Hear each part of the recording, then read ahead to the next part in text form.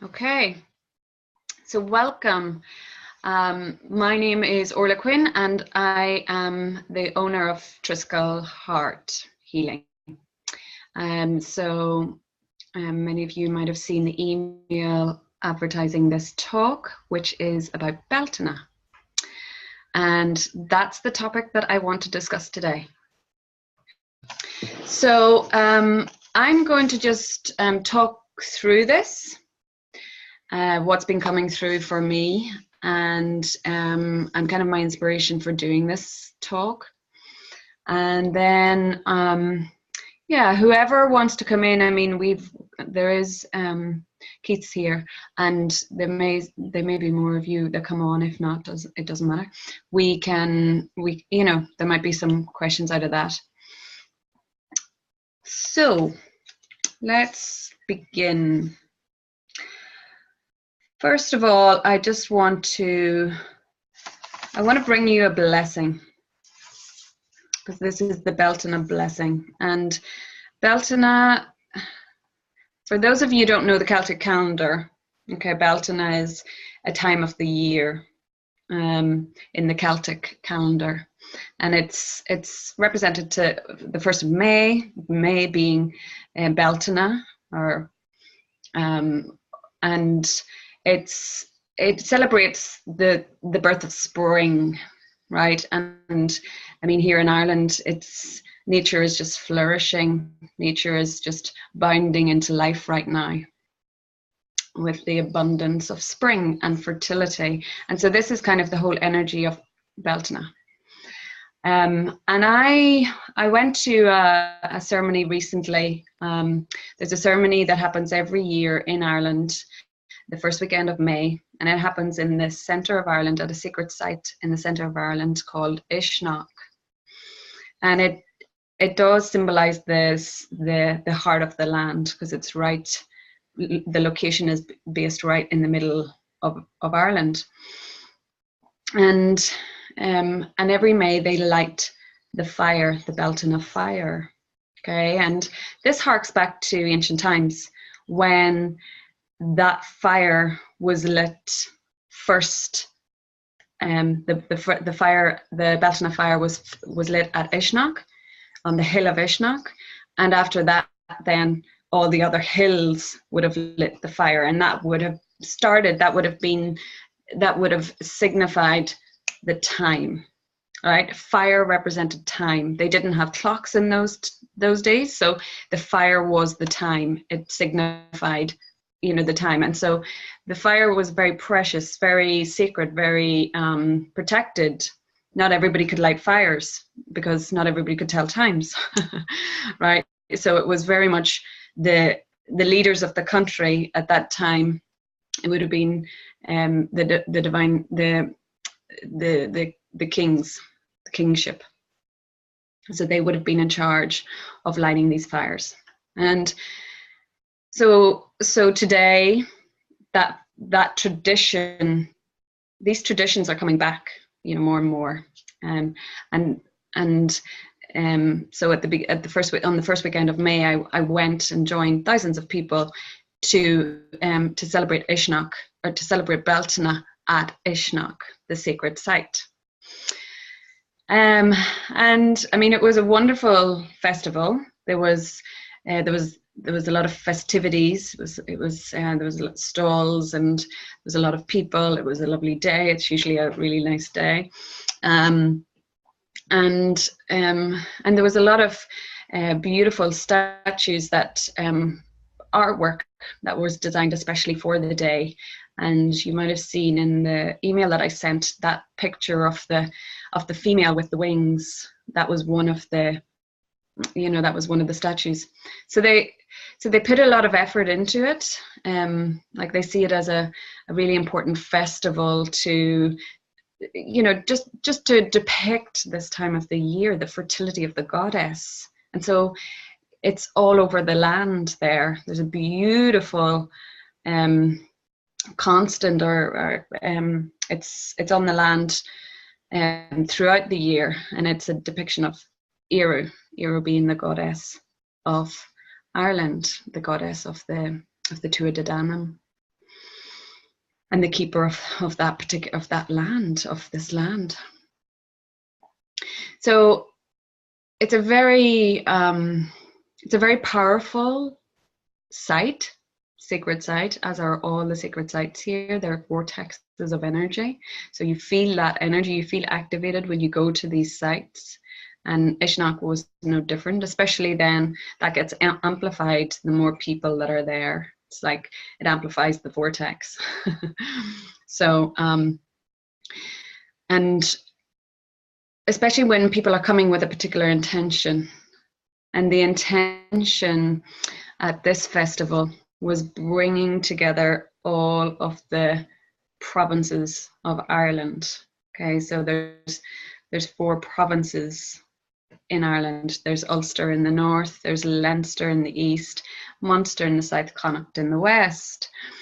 And the ceremony was about bringing these together into unity consciousness, bringing all the provinces into unity consciousness. And what is known about Uisneach and what they talk about at Uisneach, the tour guides there, they talk about Uisneach being the 5th province, being the spiritual realm of Ireland, being the gateway to the underworld. And the story goes that when the Tuatha De Danann, who were the ancient people that lived here, when their time was up, when they decided that their time was up, it is told that they went underground, and they became the keepers, the guardians of the other world, and were celebrated as deities by the Celts and by the subsequent tribes that came to Ireland. And the Cat Stone, which is a huge stone right in the belly of Uisneach, is known as the portal. It's known as the portal to that underworld. So it's a fascinating, it's a beautiful piece of land. If you're ever here for that particular festival, it's the best day of the year to be at Uisneach. Because of the festivity, but also the main highlight of the day is the fire, and it happens at night time, and it's a massive, almost temple. Don't know if anybody's been to Burning Man, where it's a similar type of thing, where the fire is the temple, and then at the end of the day, the temple gets burned. So it's a similar kind of symbol at Uisneach. It's a beautiful temple. Local wood sculpture makes this fire and creates beautiful imagery in the fire that then just goes up in flames. So there's a lot of symbolism to this, and I want to talk about the symbolism, because there's a lot of symbolism in Irish mythology. But first I want to maybe just start with this little blessing of spring and for birth, and it's from Bridget. So I pulled it just before I came on this call, and so I want to read this blessing from Bridget. Bridget appears as a young maiden in the spring, leaving snowdrops in her wake as she moves across the land. Now is the time for you to consider what metaphysical seeds you have been germinating. The newness and rebirth of spring has arrived in your life, bringing the opportunity to nourish and tend to these seeds. Allow yourself to give life to an idea, a dream, or a new venture. You are giving birth to a dream. So Bealtaine is about birth. And that's, this is the energy that I talked about in the email about rebirth. It's the energy of the hair. The hair brings the excitement of rebirth, fertile abundance, the willingness to die and be reborn. So it's really all about change. It's about embracing change. In order to birth something, to rebirth something, you need to be willing to let something die, right? It's this energy of change. And we can see it in nature. We can see change happening before our eyes. We can see where all of the new buds are coming through. The trees are changing, right? The flowers are coming out. So there's just change. There's the life cycle in nature that is, at the moment, it's birthing the new seeds. Just like what we are doing in our own lives, just like what we've been, maybe some of these seeds that have been germinating through winter are now ready to be fully birthed. I mean, this is the real spring, right? There's an early spring in bulk, which is more February, but it's not quite the fullness of this spring. It's not quite the fullness of Bealtaine. Like Bealtaine is the full expression of fertility. It's the full expression of growth, of coming into the new. So this is where our dreams start to become manifest, start to really, it's when we can really step into that dream of what we have been, maybe, like I say, germinating for some time, or just working towards, and maybe it's just been sitting there until it's time, right? Because time is just like the Druids, just like our ancient ancestors represented time by the fire, by the sacredness of ceremony. We are remembering time being a sacred thing, time with a capital T, that things come at the right time. And so it's not about pushing something, it's not about striving for something, it's not about reaching for something, it's about waiting patiently for the rebirth to naturally occur. Just like in nature, how the cycles, the life cycles of nature happen at the right time, right? There's nothing pushed or forced. Everything comes at the right time. And so it is with ourselves, like this is the energy that birth our dreams. This is when we know that something is right for us because it comes at the right time. Like, this is so important. This is really so important, and I really feel the need to kind of emphasize this. So what does this all do with sexuality? Fire.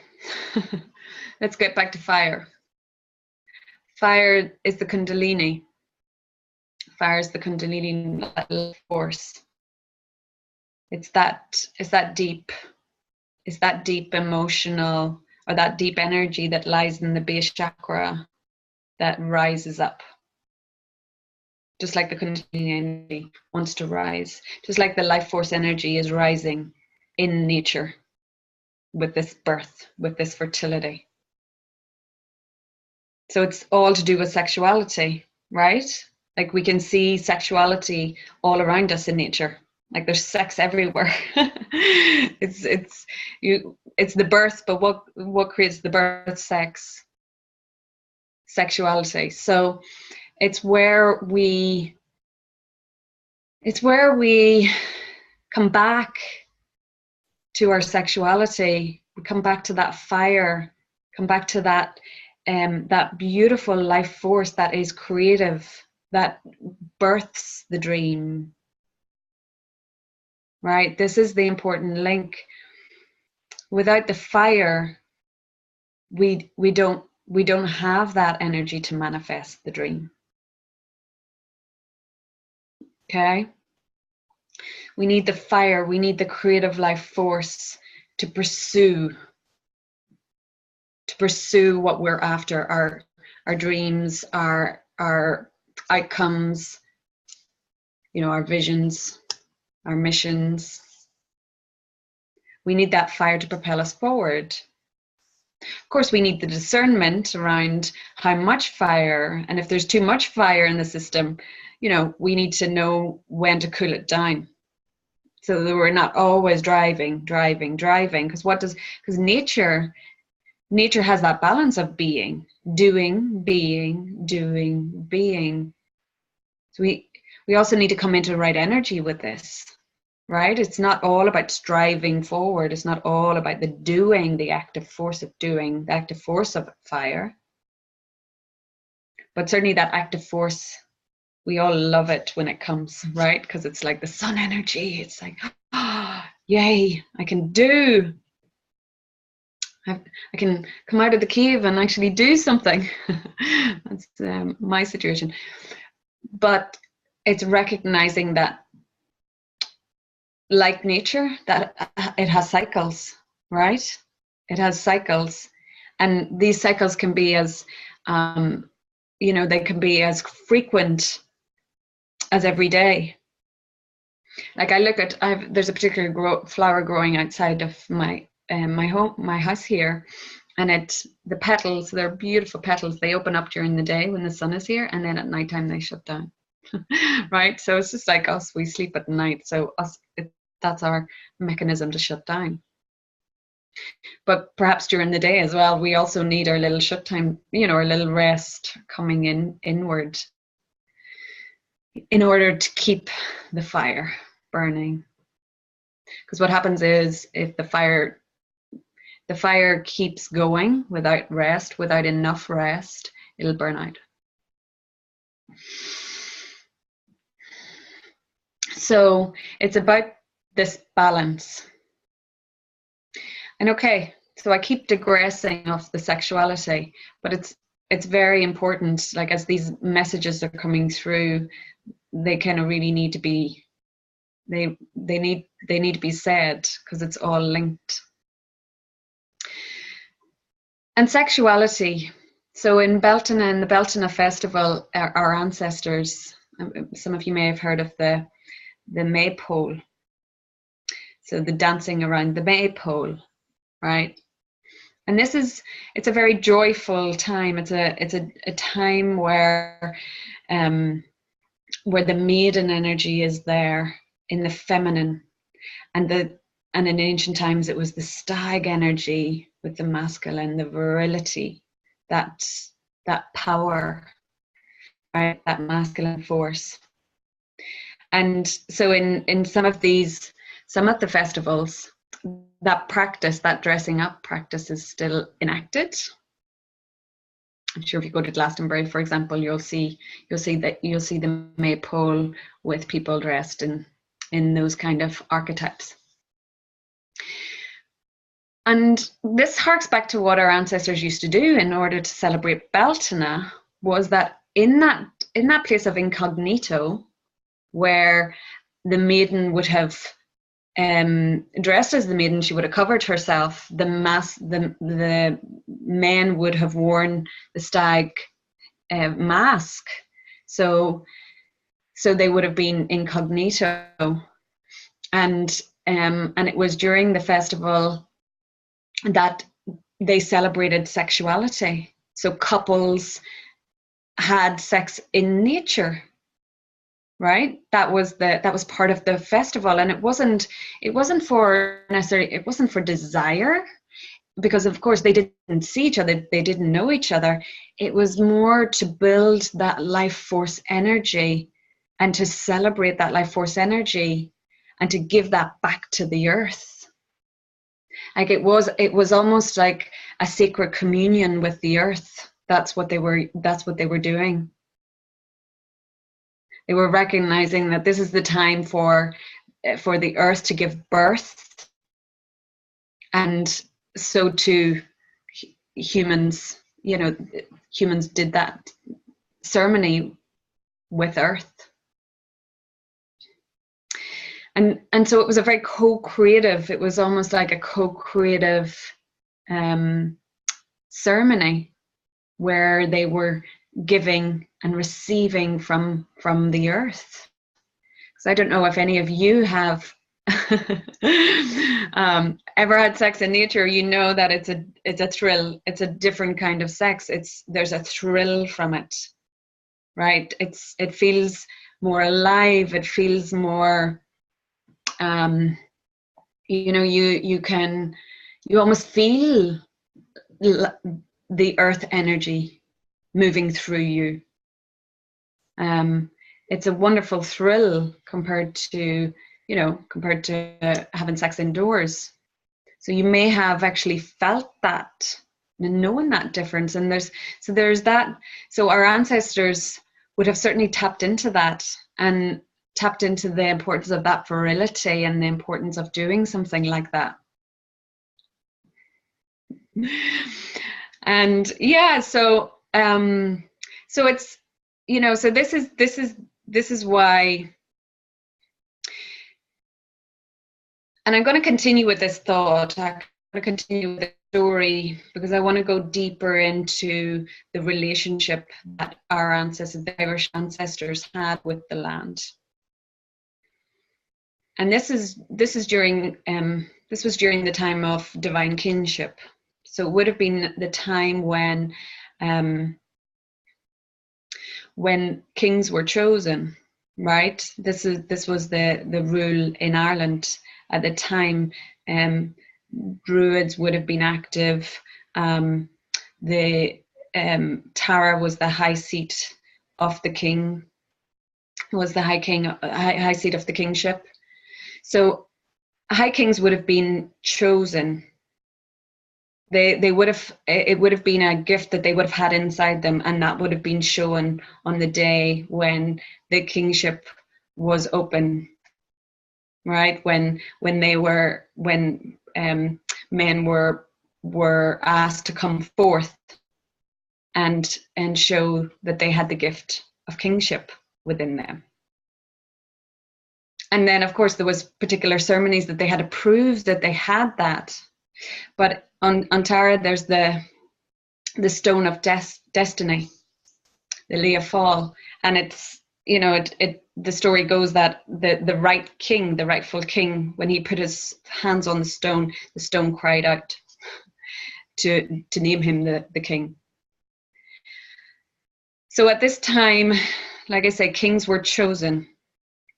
They were chosen, and it wasn't monarchy. It wasn't a monarchy rule. It wasn't a bloodline necessarily. It was your soul. It was your soul gift coming through. And in that time, we had Brehon laws. These were the laws of the people, the laws of the land. And in those laws, it very clearly, what was very prominent in those laws was that the kings were to be in service to the land. They were to be in service to the people and to the land. So there was a deep, deep connection with the people and the land. And in the actual inauguration ceremony, when kings were inaugurated, when they were when they came into that kingship, there was a ceremony where they had to perform a ritual with a white mare, and that white mare represented the feminine. It represented the earth energy, the feminine earth, right? This mother earth that gave birth. And so in honor of that mother, of that feminine energy, the king pledged his allegiance to the feminine energy, i.e., to the earth. You know, that he and his people would be in service to her. And that being, you know, not only in conscious relationship to the earth, but also in service to her. So not owning her, not taking from her, not using her for their own gain, like today's society. No, they were serving the earth. They were guardians of the earth. So they saw the earth as a living being. And so we are remembering this today. We're remembering our Druid past and this sacred connection with the land. And the land is helping us remember, because when we go to these sacred sites, or when we go out in nature and tune in, like really tune in, as in, not just walk and listen to music or something. No, go and actually tune into nature. Go and sit by a tree, feel the energy of the tree. Go and sit by water, a lake, a beach. Feel it, tune into it. Like that's when we start to feel that response. We start to feel that co-creative energy. And more it's waking up in us, the more time we spend in nature. And it's, it's even, yourself when you go for a walk in nature and you feel good at the end of it. Okay, you might not have consciously tuned in to nature, but just being out in nature itself helps you feel good. Gives you more energy, gives you a buzz. Of course, that's the fresh air, the oxygen, but it's also the energy. It's the energy of being among trees, the energy of being on the land, the energy of being by the water, wherever it is that you're happen to be. It's that conversation that you're having. And that's the subtle energy of the feminine, right? It's the energy you can't see, that is invisible, but it's there. And so that's the energy that you're co-creating with all the time, is that invisible energy that, although it's invisible and you can't see it, it's powerful, it's strong. And I'm feeling the strength of that earth just as I talk about it, feeling the strength of this connection just as I even talk about it. So that's the invitation for all of us, is to really tune in to the earth, especially at this, at this amazing time, at this fruitful time in the life cycle of the year, where everything is birthing and where it's just a joy. The smells, the fragrances, everything is just bursting into life, and it's just such a joy to be out there. But tune into that sexuality piece, tune into that actual secret union, that deeper connection with the earth, where it's actually a secret marriage, right? It's as the High Kings did that ceremony, performed that secret ceremony with the white mare, the feminine. It's this marriage, it's this sacred marriage. And seeing that the earth as almost your lover. And like that's a step further that I invite you to do. Not only in connection with the elements, but actually seeing the earth as a lover. And that's, and I think that's really where this is the real main point of, I feel, this talk. I want to read, I'm going to read a poem maybe before I read a poem, Keith, do you want to say anything? Keith's on the call with me here, so I'm just inviting him to. Hello, can you hear me? Yeah. Yeah. Yeah. No, I think that just to be around the color green, it's like versus the sort of concrete jungle of the world. I wrote something down about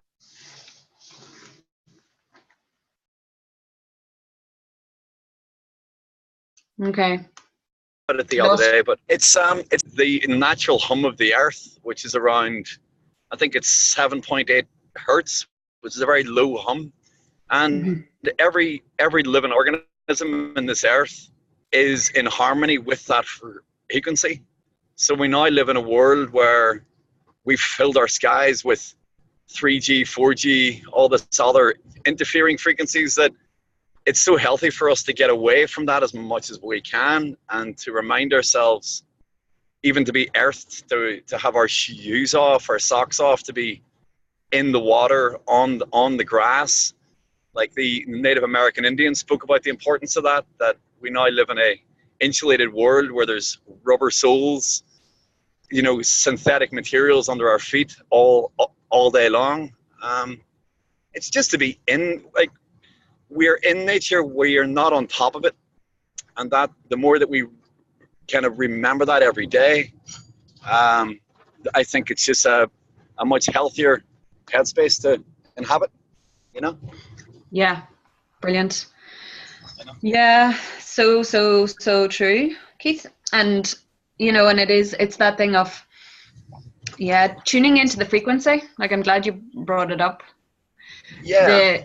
Because this is the benefit of going into nature, is that that's what you're tuning into. It's the science of it, right? So it's the science of tuning into a slower frequency. That's that's the piece that is the invisible that I'm talking about, which is the same as the destructive invisible that you mentioned, the 4G and these other frequencies that are in the air that are destructive, right? Yeah. Grounding into this earth energy and really connecting with the frequency of it. That's what I'm saying. When you tune in, you start to really slow down and feel her, because it's only when you slow down that's when you really feel her. But it's because of the frequency. It's the frequency. It's it's everything, It's like, I remember, like, that Carl Jung, is it, whenever he said, I kind of understood what he said a couple of weeks ago, and I read this about a year ago, and it was, when you realize there is nothing lacking, the whole world belongs to you. And I had that wave of a feeling one of the mornings I woke up at home. There was the sound of the birds, the trees, the breeze, and I felt in nature, and I felt like there's nothing lacking. Everything is already here. Yeah. It's just the way that you look at it, and look at a world where you're constantly sort of chasing shadows and things that we don't really need, because nature is enough. To be in nature is enough. That's it. And it's a lovely realization whenever you kind of get that wave of enlightenment. You kind of wake up and go, that emptiness feeling that sometimes we try with, maybe various addictions or obsessions or consumption or even relationships or whatever. If you realize that you're already full anyway, and that anything else is just another sort of add-on, like, to use objects, obsession, whatever, addictions as a way to fill up an emptiness. It's not to use nature that's right in front of you to fill that cup is it's such a healthy kind of thing, Anyway, I'm kind of going off, but no, what you're saying is so important. Thank you. Yeah, it is totally totally what you're saying. It fills the cup. Yeah, It's that sense of longing, Keith. Yeah. yeah, and also what you were saying about the essential from indoors, from outdoors. It's true. Like maybe in essential connections outside versus inside, maybe there is something about to be grounded on earth during the essential connection kind of makes it seem to be work.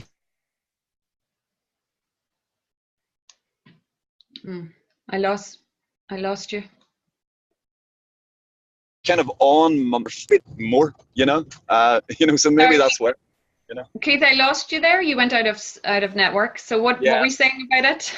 Just say it again. Sorry, say it again. Oh yes, sorry. No, I'm kind of I am skipping around. I'd say I'm skipping around. Here we go with the 3G world. No, but just the essential intimate connection, like outside versus inside. There probably is that we're on Mother Nature and in Mother Nature, as well as connecting in a spiritual soul way. So probably everything gets highlighted. Everything seems more natural. Yeah. I'm losing you again, but yeah, exactly. More natural, and I think that's what you tap into. You tap into. It's when they want to be intimate together, and they probably enjoy trees instead. I don't know. Anyway, I'm just having fun now. But Okay. yeah. Okay. Yeah. Thanks. No, because you're coming in and out. But essentially, I think essentially what you were saying is that sense of heightened awareness, heightened sensitivity, heightened stimulation from even outside, and it's really, this is what you're getting from the earth. This is kind of the life force energy. The experience, all these things. Yeah, like a breeze, just having the gentle breeze washing over you at the same time. It's it all heightens everything, Yeah. So that's an invitation. That's an invitation for people to not even think about having sex outside, but maybe anything, going outside to going outside to actually tune in, like going outside to tune in to your sexual body, like going outside in nature and tuning into your sexual organs, like on a personal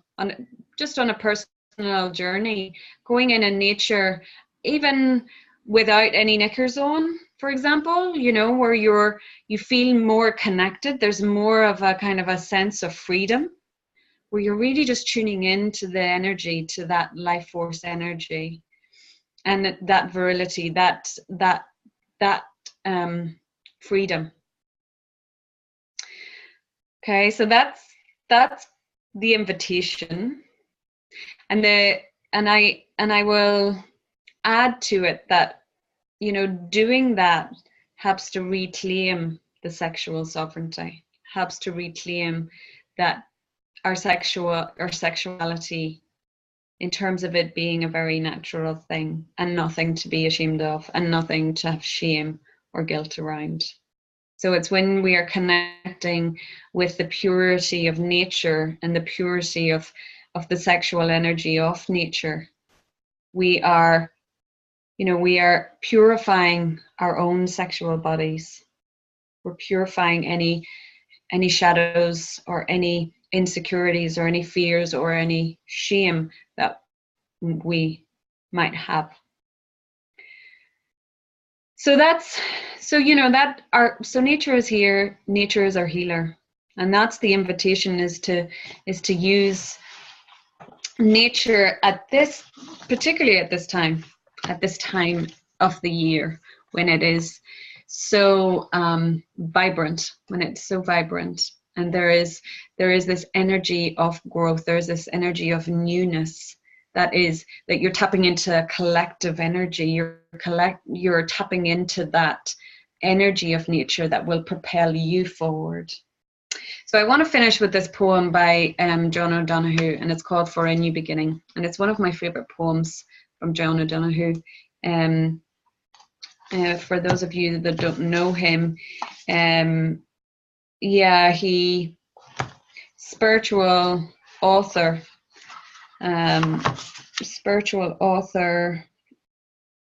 Let's see, what does it say about him? Yeah, around Celtic mythology, and he's written lots of books, poetry books, but also other writings, drawing on the heritage of ancient Celtic thought and imagination. Okay, so for a new beginning. In out-of-the-way places of the heart, where your thoughts never think to wander, this beginning has been quietly forming, waiting until you were ready to emerge. For a long time, it has watched your desire, feeling the emptiness growing inside you, noticing how you willed yourself on, still unable to leave what you had outgrown. It watched you play with the seduction of safety and the grey promises that sameness whispered, heard the waves of turmoil rise and relent, wondered would you always live like this? Then the delight when your courage kindled and out you stepped onto new ground, your eyes young again with energy and dream, a path of plenitude opening before you. Though your destination is not yet clear, you can trust the promise of this opening. Unfurl yourself into the grace of beginning that is at one with your life's desire. Awaken your spirit to adventure. Hold nothing back. Learn to find ease in risk. Soon you will be home in a new rhythm, for your soul senses the world that awaits you. Let me say that again. For your soul senses the world that awaits you. Okay, I'm going to leave it there. Thank you. Thank you for watching this in the replay. If you have any questions for me, you can send them via email in the response to the recording that I send out. And I want to thank Keith for his very valuable input in this discussion, and for joining me here today.